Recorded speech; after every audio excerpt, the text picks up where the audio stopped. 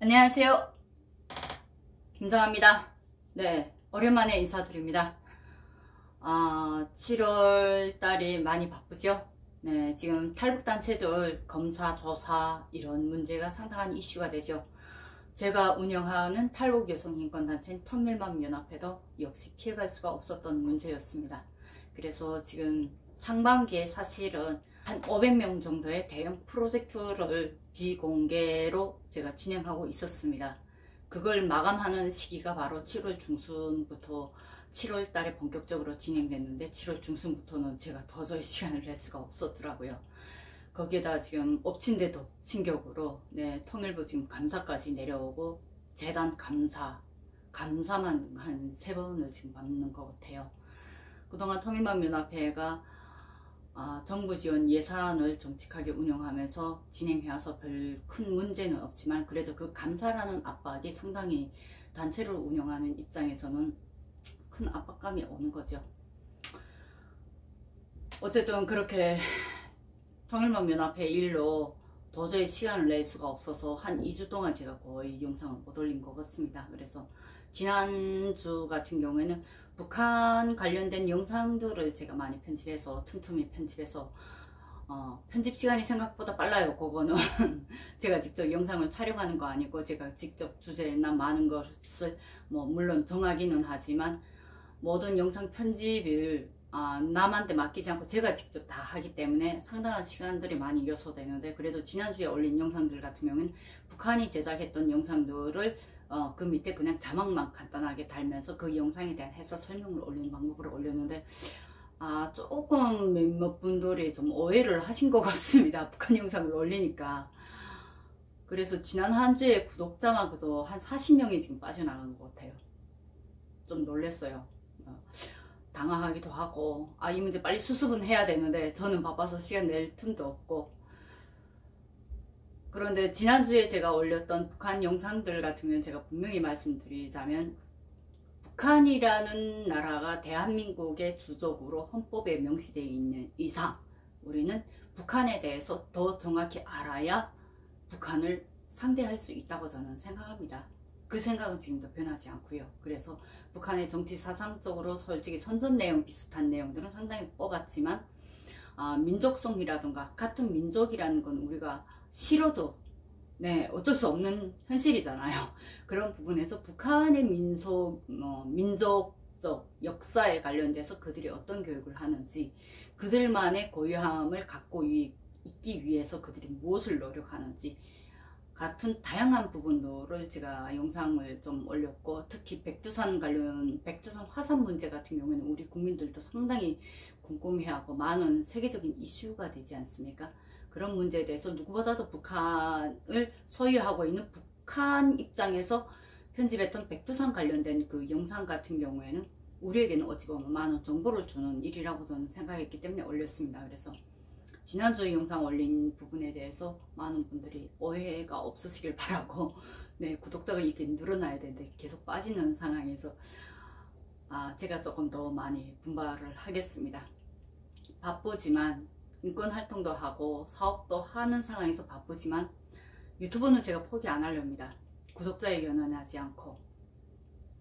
유튜브를 포기 안 하는 이유가 정권이 바뀐 이후에 탈북민 방송 출연이 상당히 줄었고, 특히 뉴스 쪽에서 상당히 많이 제한이 되어 있는 상황이고, 방통위에 이미 많은 압박을 받고 있는 상황이기 때문에 이런 방송에서 우리가 북한의 안보나 이슈를 더 정확히 알려줄 수 있는 유일한 루트가 지금 현 정권에서 지금 현실에서 어찌 보면 유튜브가 가장 유일하다고 생각했기 때문에, 북한군 장교 출신으로서 대한민국의 안보를 위해서는 제가 이 유튜브를 끝까지 끌고 나가는 것이 맞다고 생각합니다. 그래서 유튜브 구독자 빠지는데 더 심란하지 않고 더 열심히 분발하라는 뜻으로 받아들이겠습니다. 서론이 좀 길었습니다. 오늘 방송 주제는 중국 변방대와 북한 국경경비대 총격 직전에 상황이 발생된 문제입니다. 이 문제에 대해서 저는 다른 이슈를 읽었습니다. 그래서 이 기사 같은 경우에는 데일리 NK가 22일 양강도 소식통에 따르면 4일 밤 한경남도 함주군 주민 70대 전모씨와 그의 40대 아들이 양강도 국경 지역에서 탈북을 시도하다가 국경경비대 기동 순찰대에 잡혔다고 합니다. 여기에서 우리가 좀 알아야 할 부분이 뭐냐면 기동 순찰대와 국경경비대 현지에서 근무하는 군인들하고 완전히 다른 개념입니다. 이 부분을 이해를 못하신 분들은 국경경비대도 서로 잡기를 하나 이렇게 이해를 하실 텐데, 그러니까 이 부분에 어찌 보면 조금 우리가 알아야 될 중요한 이슈인데 지금 기사에서는 그걸 조금 놓친 것 같은 아쉬움이 있더라고요.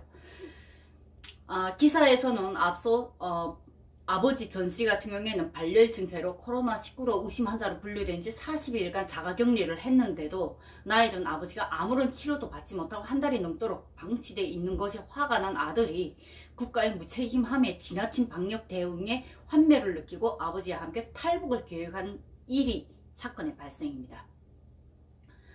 그러니까 전씨 부자 같은 경우에는 불법 보리차를 타고 양강도 국경 지역에 도착해서 아들이 군대 동기인 삼지연 주둔 1여단 군관의 집에 스며들었는데, 여기서 군관은 장교를 의미합니다. 거기에 숨어들었는데 이 군관을 통해 국경경비대 정치지도원과 짜고 4일 밤 탈북 계획을 실행에 옮겼습니다.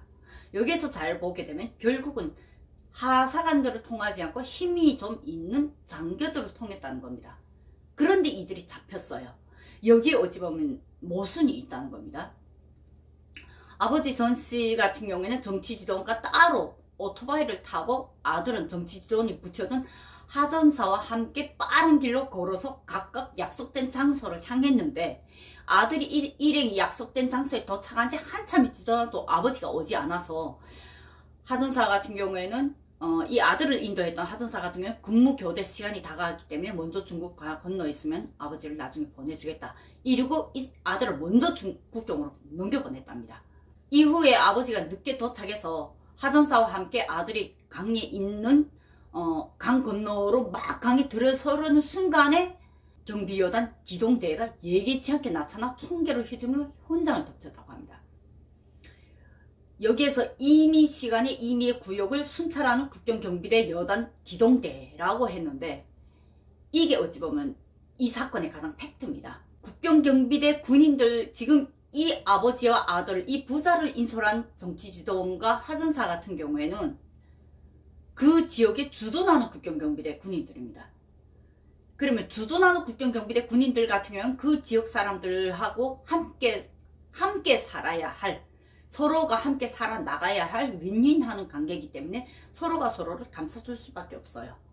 그런데 여기에서 순찰대, 기동대라는 순찰대가 있습니다. 이 순찰대 같은 경우에는 국경경비 총국에서 직접을 파견한다던가 아니면 여단에서 직접 파견한다던가 그 지역의 장교들과 완전히 무관한 타 지역이라던가 위에서 파견한 이런 순찰대라는 거죠. 이 순찰대가 수시로 국경 구간을 계속 다니면서 순찰한다는 걸 의미합니다.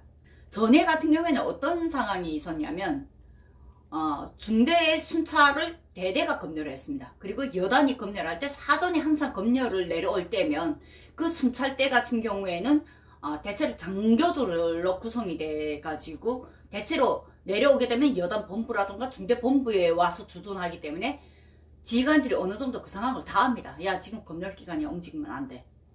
근데 여기에서 정치전이 움직였는데 이걸 몰랐어요. 그러니까 이건 무엇을 의미하냐? 통보를 안 하고 사전에 중대급의 통보를 아예 안 하고 대대급 띄워놓고 여단이라던가 총국에서 직접 파견한 기동순찰대라는 겁니다. 이런 사람들은 절대로 못 피해요.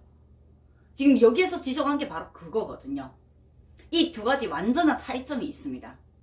결국 현장을 덮친 이게 기동대는 총기를 휘두면서 현장을 덮치니까 아버지가 너무 급해 맞아서 70대 어르신인 아버지가 그 상황을 모르고 강 건너에 있는 아들의 이름을 부르면서 너만이라도 살라고 소리쳤습니다.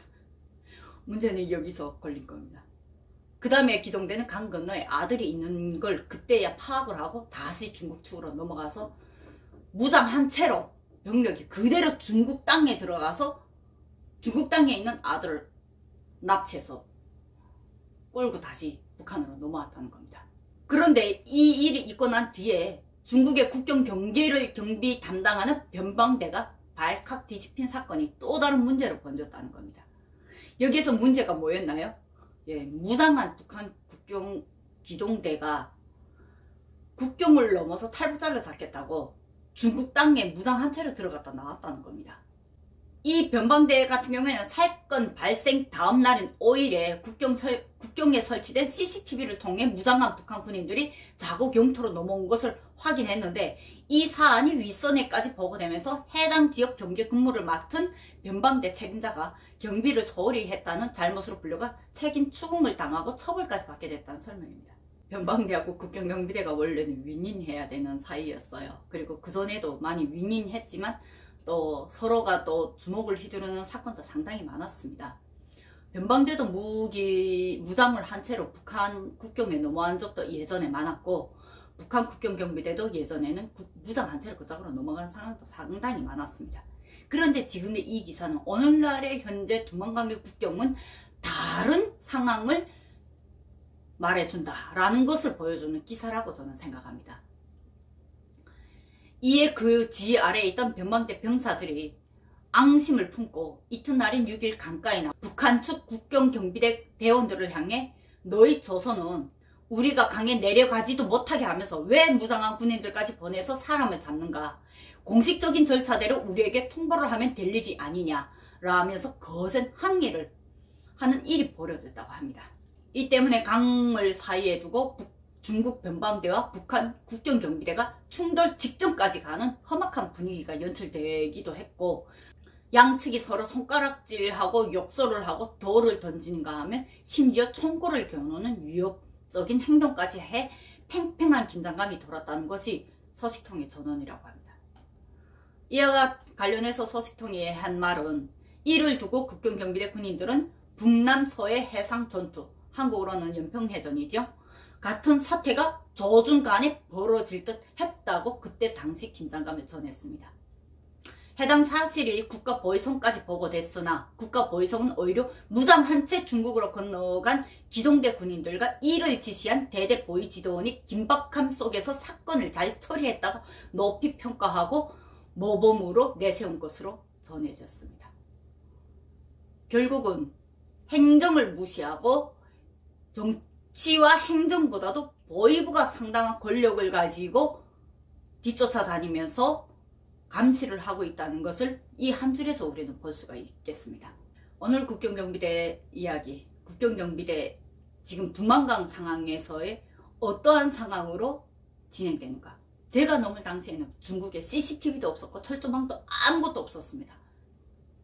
변방대는 그냥 뚜문뚜문이 형식상 있었고, 그런 변방대는 북한하고 같이 공조해서 오히려 밀수를 도왔고, 그런데 지금 중국은 어떻나요? CCTV 철저히 설치했죠. 변방대가 이제는 제대로 잡지 못하고 그런 사건이 있게 되면 누군가는 그것을 계속 윗선에다 보고를 하고 그에 대한 추궁만 하는 것이 아니라 이젠 처벌도 똑같이 한다는 겁니다. 북한의 처벌 방법을 중국이 이젠 함께 도입을 했다는 겁니다. 이러한 양측 간의 긴박한 국경 차단 문제가 지금 현재 탈북자가 한국으로 오는 이러한 탈북자 수를 절감을 시키는 이러한 상황을 발생된다는 걸 오늘 이슈에서 저는 새롭게 읽었습니다. 하나원이 지금 올해 상반기만 지금 100명도 못 넘었다고 얘기 들었습니다. 이러한 상황이 그저 오는 건 아니죠. 그냥 코로나 때문 그 상황은 저는 아니라고 봅니다. 오늘의 이슈, 이제는 중국과 중국 변방대와 북한 국경 경비대 간에 탈북을 놓고 서로가 일촉즉발의 상황까지 가게 되면서 서로가 총구를 겨눴던 이슈를 전해드렸습니다. 오늘 방송 여기까지 마치겠습니다. 감사합니다.